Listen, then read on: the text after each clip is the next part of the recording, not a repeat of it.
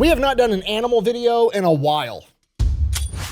Today we're talking about America's top dogs, probably the most famous American war dog of all time, Sergeant Stubby from World War I, and America's most decorated war dog of all time, Chips from World War II. Now this is normally the part of the video where I have like some hook to draw you into the story so you want to stay and watch the entire thing, but I'm not going to do that because let's face facts, I'm talking about adorable guided missiles with teeth, and I know you're going to stay anyway, so let's just get the ad out of the way and move on. This video is brought to you by Supremacy World War III, okay? We've covered this on the channel before, okay? We all know it's a free online PvP military-based strategy game where you can play with up to 99 other people for free on PC and mobile. Basically, it's a giant World War III type scenario where you pick your country and try to conquer the world and you have to battle over resources. But now they've made it even more realistic because in Season 20, they've added the Underworld Protocol, which is just a fancy word for saying they've added the black market. Yes, now you can do shady underground deals that are illegal or against the Geneva Convention to give you an advantage in the game, and then if you get caught, you end up having a PR nightmare and all the people in your country get pissed off at you. This can lead to civil unrest, insurgencies, or a drop in your morale. The only thing that can make this more realistic is if they add a government PSYOP option where you can offer a government contract to Taylor Swift or Kim Kardashian to come up with a new scandal to distract everybody so nobody actually cares. So yeah, go check out Supremacy World War III. You can use the QR code on the screen or you can check out the link in the description below. Let's get back to the video.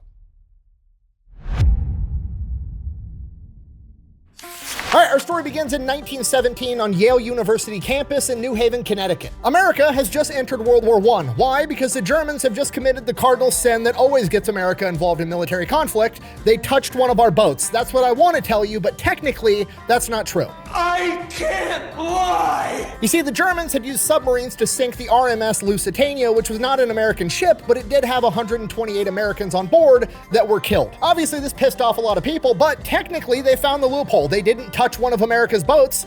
We can't go to war. Them's the rules, apparently. So Woodrow Wilson just like gives them a stern talking to and is like, hey, don't do that anymore. And then nothing happens. Okay, that was in 1915. Okay, fast forward 2 years later, 1917, World War I has been raging on for almost 3 years at this point, and America still has yet to be involved. Great Britain comes to the American government and they're like, hey, we intercepted this telegram between Arthur Zimmerman, who's representing Germany, and the Mexican government, and this telegram basically says, hey, Germany's gonna start blowing up American ships again, which means America's probably gonna join World War I. When that happens, do you wanna go ahead and go to war with America also? Then you could retake Texas, Arizona, and New Mexico, and it would take some pressure off of us. And the American government's looking at Great Britain like, really?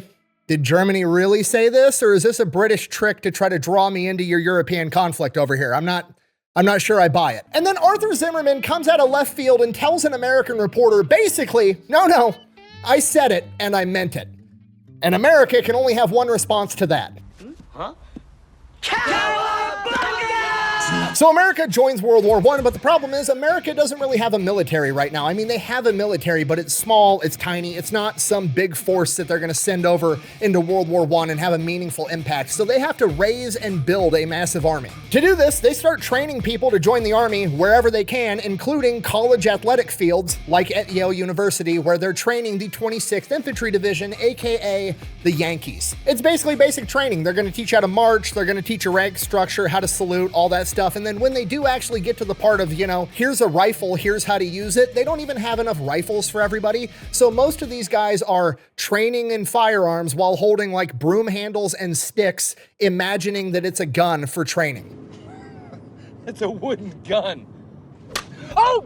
And one day, while they're doing this, a stray dog shows up. He looks like, some type of dog, looks like a bull terrier. He's got the cut tail, so obviously he has some kind of owner somewhere, but it's a dog. They're petting the dog, they're hanging out with the dog. They don't really chain him up or put him on a leash or try to keep him because he's missing his tail, which implies that he has an owner or somebody that cares about him, but the dog just kind of never left. He just kept hanging out with the guys of the 26th Infantry Division. And then eventually, Corporal James Conroy becomes the dog's caretaker, names him Stubby, and he becomes the unofficial mascot of the 26th Infantry Division. So now Stubby's just hanging out with the boys while they're training all day on Yale University campus, and eventually, he starts trying to do what all the other guys are doing, right? He's one of the boys, he's one of the homies, so he starts marching in formation with these guys, and eventually he figures out how to salute, and not just like on command like it's a trick for a dog. Stubby can salute on command, but he can also figure out like, oh, if an officer walks in the room and everybody else stands up to salute, Stubby sits down on his butt and then raises his hand to salute also, and he salutes anybody that salutes him. And this goes on for months, just Stubby's one of the homies, everybody loves him, and then by September of 1917, it's time to ship off over to France, at which point, obviously they're not gonna be able to take this dog with them, so Corporal Conroy has, you know, the Disney kids movie moment of like, go on, boy, get out of here. I can't take you with me. They then all hop on the train, and then they're gonna take that train out to a naval yard, get onto a ship, and then head off to France. And Stubby didn't listen. He snuck onto the train as well. So now Stubby's at this naval shipyard with him, and the guys of the 26th Infantry are like, I mean, we can't just abandon him here in unfamiliar territory. I guess he's coming with us. Now the problem is the Navy's not about to let a dog onto their ship. At least the chain of command of the Navy's not about to let a dog on their ship. But the man in charge of Stubby is Corporal Conroy, and Corporal is an E4. He's part of the E4 Mafia, so he goes over to the Naval E4, hits them up, and is like, hey, we gotta smuggle a dog onto your ship. And the Navy guys are like, fuck yeah. They hide Stubby inside of a coal bin, smuggle him on board, and keep him hidden the entire voyage to France. They make port, now they gotta smuggle him off. So Conroy just grabs a big overcoat, stuffs Stubby inside the overcoat and is holding him, and just walks right off the ship while a bunch of the other guys are like running interference, trying to crowd around him not to make it obvious. Who's the ugly old brother? Say hello to Grandma. Somehow it works. They manage to keep him hidden for a couple of days, but then one day the chain of command walks inside of the tent and there's a fucking dog in the tent, and he's like, why is there a dog here? You guys can't have pets. And Stubby reads the room, sits down, and salutes this officer. And the officer's like, I'm going back home in a couple days. You guys are getting a new chain of command. I'm just gonna pretend I didn't see this. And he leaves. A couple more days go by and the new chain of command shows up, and the word on the street is he's a complete hard ass. His name is Colonel John Parker, AKA Gatling Gun Parker, a machine gun expert and combat veteran from the Spanish-American War. And you gotta remember, all the guys in the 26th Infantry Division are all like kids that just got out of high school that have been training on how to go to war with literal sticks and broom handles. This guy is terrifying to them. They're really worried about what's gonna happen. He might take Stubby out of the tent and shoot him on the spot. They have no idea. Okay, full transparency, we don't know what happened between Stubby and Gatling Gun Parker, but what we do know is that apparently Gatling Gun Parker absolutely loved this dog, and all the guys that wrote about Stubby after the war said that Stubby was the only soldier that could talk back to him and get away with it. There's an epidemic in the Nethers, it's best we know about it. Gatling Gun Parker is officially co-signed, Stubby is now staying, and all the boys are gonna go into more training in France, and this time, they're finally actually gonna get guns for the first time, which also means Stubby is also gonna be subjected to gunfire for the first time, and the first time he hears guns go off, doesn't even flinch. Which on one hand is really impressive for a dog, but on the other hand, that's Stubby's entire MO. I'm sure the first time a gun went off, he just kind of looked around like, okay, the boys aren't panicking. I'm not gonna panic either. This is normal. Moving on. After they finish training, they get shipped off to the front lines, and Corporal Conroy gets selected for recon duty, meaning he's gonna be the one sneaking around the front lines, trying to get eyes on the enemy, know how many troops are where, know where the enemy trenches are, absolutely everything, and Stubby's going with him. Okay, now a couple things happen during this period. Stubby comes to understand, okay, Germans are the bad guys, the ones that smell like sauerkraut and speak German. Got it. He knows they're the bad guys, but because he's on recon duty with Conroy, he also goes all over the place. He's not just standing in one trench around the same 5 guys all the time. He's getting shown off to all of the Allied forces. So now pretty much everybody knows about Stubby. They know who he is. Everybody loves him, but he also gets exposed to French and British people, and Stubby fully understands who's French, who's British, who's American, who's German, and he knows that the Germans, as far as he's concerned,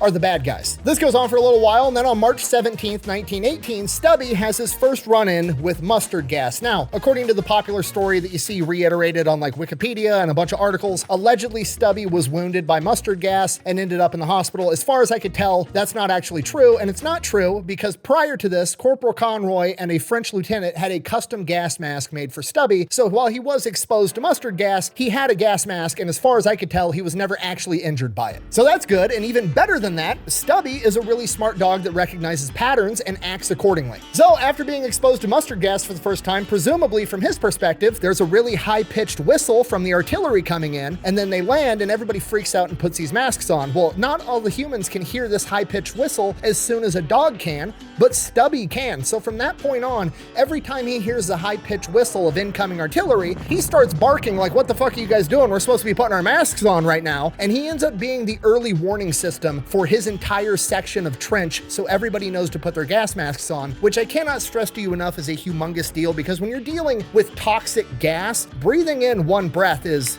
you're done. Seconds actually matter. So even Stubby giving them a couple second lead time to be able to pull their mask out and get it on their face is huge and probably saved a ton of lives. But Stubby takes it a step further, right? You have all the dudes on the line up in the trench manning their positions. They all hear the alarm go off. They don their gas masks. But a lot of guys are still back in these underground bunkers where they're sleeping or eating or doing whatever when it's not their turn to man the trench. And because the poisonous gas is heavier than air, the gas can settle down into these bunkers. And if you're sleeping down there and you don't hear the alarm go off, you're probably gonna wake up dead. So every time there was a German gas attack, Stubby would bark, they would set off the alarm, everybody would don gas masks, and then once that was happening, Stubby would go and run into all the bunkers and make sure that all the soldiers inside the bunkers were also awake so they could don their gas masks. And there was multiple accounts of soldiers that had been woken up and saved by Stubby. Because of this, Stubby was never tied up or put on a leash or tried to be restricted in his movements. He was pretty much allowed to roam around the front lines and do whatever he wanted. Whenever he wasn't with Conroy, he was hanging out with random soldiers, he was keeping people company, maybe he was saving lives, but he just kind of got to come and go as he pleased, and at some point or another, he got a habit of going AWOL. Stubby would just kind of up and disappear, nobody knew where he was. He was absent without leave. He was off doing his own thing on his own little personal side quest. But nobody really cared because he always came back, and as Conroy later put it, he always showed back up clean and sober, so whatever. But then one day, Stubby didn't come back. And it was way longer than he'd ever been AWOL before. And eventually, after days, everybody just kind of presumed that Stubby'd been killed. And a few more days go by and still no Stubby. And the entire regiment in that section of the trench is just, Stubby was everybody's dog. And everybody's acting like their dog died.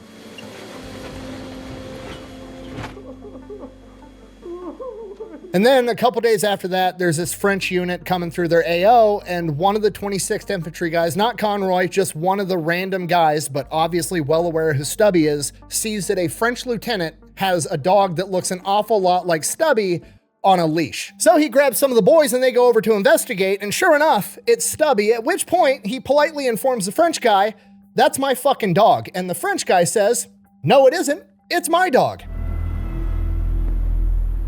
Oh. Now, to be completely transparent, I've got a pretty good idea what happens next, but I can't state it as a fact. But according to the historical record, the French were then threatened with disciplinary actions if they didn't turn over the dog. You're gonna have to call the fucking United Nations and get a fucking binding resolution to keep me from fucking destroying you. I will fuck you up! So yeah, the French went ahead and surrendered Stubby over to the 26th Infantry Division, which is just, foreshadowing for the next World War. So Stubby's back, he's going on recon missions with Conroy, he's hanging out with the boys on the front line, he's being the early warning system, and then they teach him how to kill rats. Again, seems like something minor, but it's actually a huge boost to morale because the rats were just making everything absolutely miserable living inside of these trenches. You're in close quarters with all the guys, everybody's getting sick, everybody's cold, everybody's hungry, and then you've got these big ass rats that are the size of house cats running around, and these rats are carrying lice and fleas, and the lice and fleas are just making everything about life miserable. Here comes Stubby to kill all the rats. From here, the 26th Infantry Division gets orders that they're going to be going and moving to a different section of the trench where they're going to be relieving the 1st Infantry Division, and they're going to do it under the cover of night, not wanting the enemy to know about their troop movements, what units are where, so on and so on. So that's what they do. They do everything at night. They try to be sneaky. First morning, they're there. The Germans have a big-ass sign hung up that says, "Welcome 26th Infantry Division." Obviously, the Germans know that they're there. Probably not a good thing, because the Germans probably assume that that means that these are fresh new recruits that haven't seen combat and aren't trained and it's going to be an easy fight, so they're going to launch a massive offensive, which is exactly what they do, and it becomes to be known as the Battle of Seicheprey. During this battle, Stubby is doing exactly what Stubby does. He's alerting for incoming artillery. If he's not doing that, he's hanging out with wounded men, trying to improve morale. The accounts vary, but at some point during this battle, Stubby takes shrapnel in his chest and his leg, either from a German grenade or from artillery. He is then rushed to the rear to the aid station by his guys, and they try to give him to the doctor, and presumably the doctor's like, major battle going on, kind of busy, don't have time to deal with the fucking dog right now. Not realizing that, yeah, he sees a dog, but these guys don't see a dog, they see one of them. An altercation ensues, and ultimately, the doctor winds up taking care of the dog. Stubby winds up getting the shrapnel removed, his wounds cleaned, and spends a month recuperating, and then returns back to the front lines with his men. By July 18th, the Allied forces go on the offensive. It is no longer stand in the trench, wait for the enemy to bum rush you, and shoot him down with a machine gun. It is now, we're getting out of the trench and we're advancing towards the enemy. The Germans are retreating, so they're trying to get back there, cut them off, capture as many Germans as possible, and the fighting is no longer in trenches, a lot of it's out in the open. And while the 26th Infantry guys are doing that, Stubby is right there by him, and he figures out a new way that he can contribute. With the battle now out in the open, it's way more chaotic. If somebody gets wounded out on the battlefield and can't move, it's hard to get them a medic, to get them off the battlefield, to get medical care. So Stubby goes out and he finds wounded soldiers, knows where they are, and then takes off running, grabs the medics, and guides the medics back to wounded soldiers to get these guys off the battlefield. Seeing and presumably understanding that the Germans were hurting all of his homies, Sergeant Stubby grew to really not like the Germans, and when the battle wasn't raging and he wasn't saving his guys, he was being on guard duty, helping escort German prisoners from point A to point B. Eventually, for the first time in his life, they actually had to put him on a leash while he did it, because apparently, remember, Stubby knows how to march. He learned how to march with the boys back at Yale University. If the Germans weren't marching well enough, he would fucking bite them. Which, what an unfortunate situation to be in, right? Like, you just got your ass kicked on the battlefield, you might be wounded, you just got captured by the enemy, now they're marching you along, and there's this dog being a drill sergeant that bites you if you don't march in cadence with all your other wounded buddies. And the normal human reaction to a dog biting you is to like hit it and get it away from you. But also, it's the dog that belongs to all the dudes with guns that seemingly care a lot about this dog. So if I hit this dog, I'm probably gonna get shot. I guess you just gotta sit there and let the dog eat you. Anyways, he does that through the entire Allied offensive, and then eventually the 26th Infantry Division liberates a town called Chateau Thierry. While at Chateau Thierry, I would assume it's, you know, like you see in the movies, everybody's celebrating, they're drinking, they're partying, they're having a good time. The Americans showed up and liberated us. The Germans are gone. We're free again. Hooray. And then the Germans decided to launch a gas attack, but Stubby was there to alert everybody and saved a ton of people in this town. And because of that, the women of Chateau Thierry made Stubby a jacket to thank him. And that is the jacket that you see him wearing in almost every picture. From here, Stubby and the 26th Infantry Division partake in the St. Michael Offensive, and then they are in the Battle of the Meuse-Argonne, the last big battle of World War I. On September 26, 1918, the very first day of the Battle of the Meuse-Argonne, Stubby is going about his normal duties, doing Stubby stuff, when he notices a German.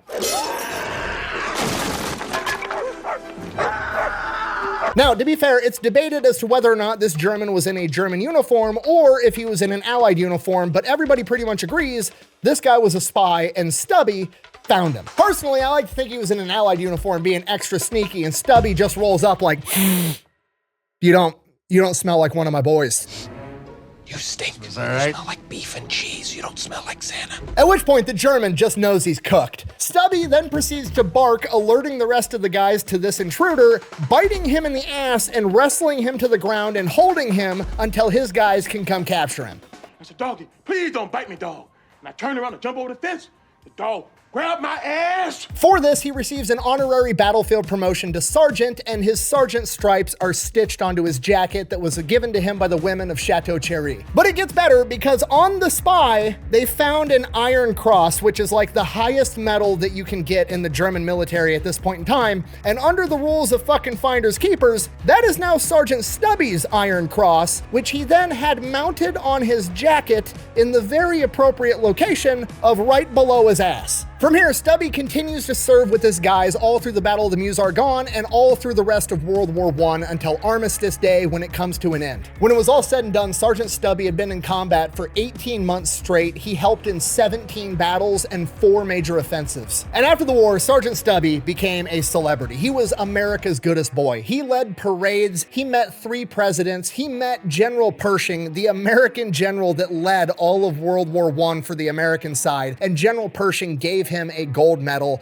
and the rumor is Pershing also made his promotion to sergeant official, but there's no documents of that actually surviving. But let's face it, if General Blackjack Pershing looks at you and says, "You're a sergeant," You're a sergeant. I don't care if he signed the paperwork or not. Sergeant Stubby and Conroy basically travel the country on this enormous PR tour where he is given a ton of different medals and awards from different humane societies and military organizations, all of which get donned on his jacket. And after the PR tour, Sergeant Conroy takes him back home where he gets to live happily ever after until finally passing away at the age of 10 in 1926. I don't know a lot, but I do know it's a good thing for the enemy that Sergeant Stubby got a happy ending. Good dog.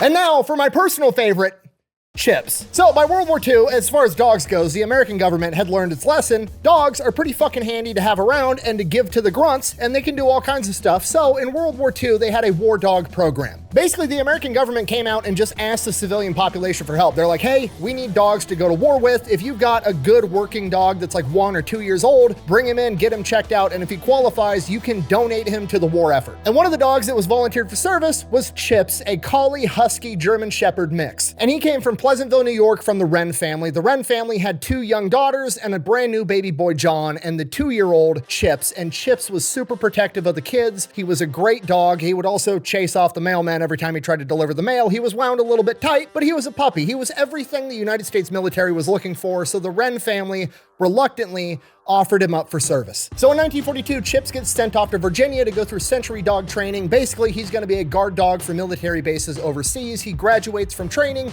and then he gets assigned to a handler, a guy by the name of John Rowell. As far as being, a century dog, a guard dog on a military base, not really what goes down because Chips and Private Rowell wind up getting attached to the 3rd Infantry Division as they're getting ready to make their amphibious landing into North Africa for Operation Torch. Yeah, Chips' first day on the job is to make an amphibious landing into combat in North Africa, literally the spearhead of the entire Allied forces. They make the amphibious landing, goes as good as it can. Obviously, the bullets and the explosions scare the shit out of him at first, but he gets used to it. They advance 300 yards inland, and then Private Rowell, Chips, and the rest of their platoon gets pinned down by an enemy machine gun nest with 2 machine guns in it. It is at this moment that Chips decides that he's going to do some gangster shit. He rips the leash out of Private Rowell's hands and runs straight towards the machine gun nest. Ready, guys? Let's do this. Leroy Jenkins! Oh my god, he just ran in. Somehow he manages to not get shot, jumps into the enemy machine gun nest, and then within a couple of seconds, all of the machine gunning towards the men stops. So the men start advancing, and as they're advancing, they hear gunshots and screaming going off inside the machine gun nest, and then everything gets quiet, and everybody's like, shit, Chips just got killed. Call an ambulance! Call an ambulance!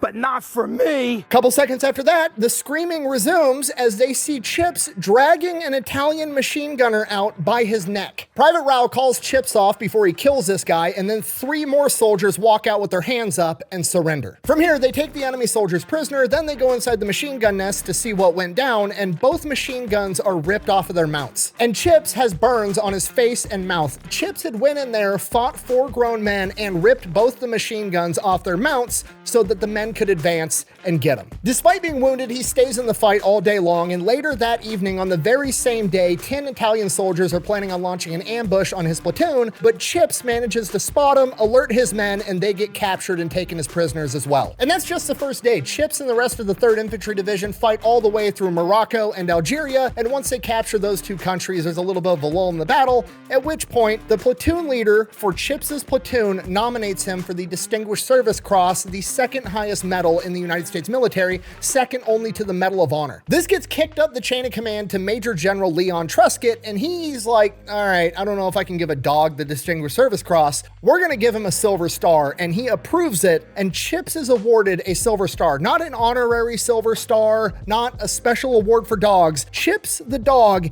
is given a legitimate Silver Star. At which point, apparently General Eisenhower, like the Allied Supreme Commander, the most important general for the Americans in World War II, wants to meet the only dog in American history that has a Silver Star, so he goes to meet Chips. And apparently nobody told Eisenhower that you're not supposed to try to pet century dogs because they're instructed to bite anybody that isn't their handler that tries to touch them.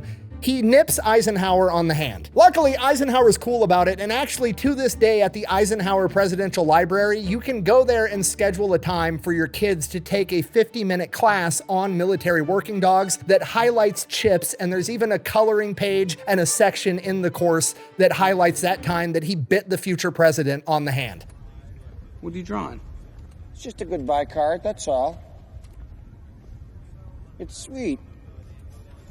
After that, the United States military is getting ready for the Casablanca Conference, where FDR, Winston Churchill, Eisenhower, all the bigwigs are going to meet in Casablanca. They're going to have a meeting, figure out how the rest of the war is going to go. Obviously, security is going to need to be pretty tight. They're going to want their best guys and their best dogs on the job, and there's only one dog in American history that's got a fucking silver star, so Chips goes to Casablanca to guard the president and all the other bigwigs. That goes pretty good, and then after that, they get shipped off to Sicily, and while they're on the ship, they are on the ship with 4 other war dogs. 2 of them are boys, and one of them's a girl named Menno. Okay, you gotta remember, Chips, he's a dog, but more importantly, he's a grunt. This dog is an infantryman that has been reincarnated into a canine, I'm absolutely positive. He's looking around like, I mean, we're not fighting, and I can't open a beer. There's only one thing left to do. You'll find on the child. So yeah, Menno gets pregnant, has 9 puppies, 5 of which become unit mascots, and the other 4 follow in their parents' paw prints and become military working dogs. And Chips officially becomes the reason that, at least for a period of time, all female working dogs have to be spayed before getting deployed. So Menno gets to take the rest of the war off. She's busy having kids. Chips, on the other hand, goes into combat in Sicily, where he fights in the Battle of Salerno. After that, he is officially awarded his Silver Star in the field, and all of the guys in his platoon are like, holy shit, that actually worked. We need to write him up for a Purple Heart too, because he got wounded getting burns on his mouth from those machine guns, so they also write him up for a Purple Heart. So the paperwork gets sent in, and some paper pusher at the award committee gets so butthurt at the notion that they wanted to give a dog a Purple Heart, he decides he's not just gonna deny it, he's also gonna write a letter. Oh my God, she's gonna have a bitch fit. Oh, better yet, I'm gonna write a letter. So he writes a letter to FDR and the Department of War and basically throws a bitch fit that they gave this dog a Silver Star and now they want to give him a Purple Heart, and then leads a campaign to have Chips' Silver Star revoked. And unfortunately, he is successful. Chips is denied a Purple Heart, has his Silver Star revoked, and I think we'd all agree that this analyst from the award committee needs to find something better to do with his fucking time. I mean, seriously, if you want to be a Karen about everything, go be a president at your local HOA. Why would you take time out of your day during World War II, when you're in charge of giving out Purple Hearts, to try to revoke a medal from a dog who bum rushed an enemy machine gun position? Oh, well,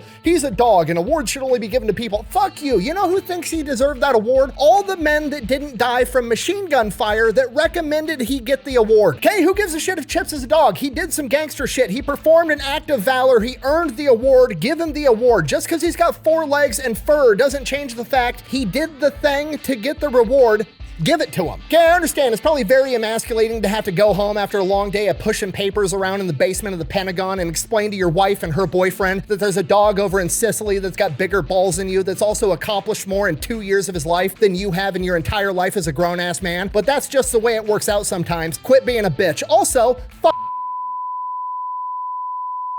I'm calm. Okay, so Chips winds up fighting in frontline combat up until December of 1943. By January of 1944, he is taken away from frontline combat, given a new handler, and sent on prison guard duty. While there, he gets the nickname the One-Man Guard Company because apparently he could keep 60 dudes in check all by himself. And Chips performs that duty till the end of World War II, and before getting shipped back home to America, his platoon gives him an honorary theater ribbon with 8 battle stars for the 8 campaigns that he served in. Chips is then shipped back to Virginia, where he is given more training to help him readapt to civilian life, and then he is put on a train and shipped back to New York to the Wren family. The Wren family then meets the military escort at the train depot to pick up Chips, and little Johnny, who was only a baby when Chips was sent off to war, is now 4 years old. And can you imagine the excitement of a 4-year-old boy who has been told his entire life, you have a dog, buddy, but he's off at war fighting the bad guys right now, and he finally gets to come home and you meet him? I think I actually found a picture of it right here. So little Johnny, at least at this moment, is probably the happiest boy on the planet. In addition to getting Chips, they got all of his discharge paperwork, and with that paperwork was a letter from Chips's last handler while he was in the military, and it reads as follows, and I quote, "We had quite a few nights on the same cot or bed or whatever we could get. He's the best friend I've ever had. No one in the world has a better dog than you. Also worth noting, his discharge paperwork, like his official discharge paperwork, refers to him as Mr. Chips, which I think is hilarious. The clerk at the Pentagon took one look at this dog's service record and put some respect on his name, and I appreciate it. Also, I know it's probably not true, but I like to think they gave him a full rundown of everything Chips did while he was in the military, and Mr. Wren's sitting there like, okay, buddy, let's see what you've been up to. Okay, day one, dragged a grown man out of a machine gun position by his neck, forcing him to surrender. Okay, forced 3 more guys to surrender, suffered burns to his mouth after dismounting a machine gun by himself. Holy crap, this dog is awesome. Then proceeded to capture 10 more guys on the same day. Holy shit, honey, our dog is a superhero. For this, he was awarded the Silver Star, then had his Silver Star revoked, then he was the guard dog for FDR, then he bit General Eisenhower on the hand. What the fuck is happening right now? What did you do? Then on a boat to Sicily, he fathered 9 children and is formally the reason that all female working dogs have to get neutered. Sweetheart, Chips might be the man of the house now. I'm gonna go mow the lawn. Wren family goes back home. Chips is home now. The family's reunited, and Chips is the best dog ever. And then one day, little Johnny, wanting to show off his war hero dog, decides to dress up in a little army uniform with a little belt and a little toy revolver and a hat, and he's strutting around town. And one of the neighbor kids comes running out of his house with a cap gun, pointing it at little Johnny right in front of Chips, pulling the trigger, and Chips sprints at this kid and rips the gun out of his hand. Doesn't hurt the kid at all, just takes the gun away, scares the living shit out of this kid. He takes off crying, runs home to mom. The mom gets all pissed off, saying that Chips is a dangerous animal, but there was never any other sign of aggression that Chips showed towards anybody, and all he did was take the gun away. The kid wasn't hurt. On another occasion, later that summer, the family goes out to the beach. Obviously, they're bringing Chips with. He's part of the family, and little Johnny gets swept up in the current and pulled out farther than he's comfortable. Nobody noticed except for Chips, and Chips went out there, dragged him back onto the beach by his swim trunks, saving Johnny. And Chips and the Wren family got to live happily ever after. Unfortunately, ever after didn't last long enough. 7 months after being reunited with the Wren family, Chips would pass away from kidney failure and be privately buried by the family. And that is the story of America's top dogs. Chips, the most decorated war dog in American history, and Sergeant Stubby, probably the most famous war dog in American history. Thank you for watching. Best way to support the channel is go buy some merch, maybe drink some Echelon, check out echelon.tv. Links for all that over at thefatelectrician.com. Quack bang, out. If you want to read more about some animal war heroes from World War II, Robin Hutton has this book called War Animals, the Unsung Heroes of World War II. It's really good, just features a ton of different war animals in World War II. She also wrote an amazing book on Sergeant Reckless that I've already done a video on. And then Ann Bossum actually wrote a book on Sergeant Stubby. And if you have kids, there's an animated Sergeant Stubby movie that came out in 2018 that I watched with my boys a couple of nights ago. They really enjoyed it, and the movie is actually really good, so go check it out.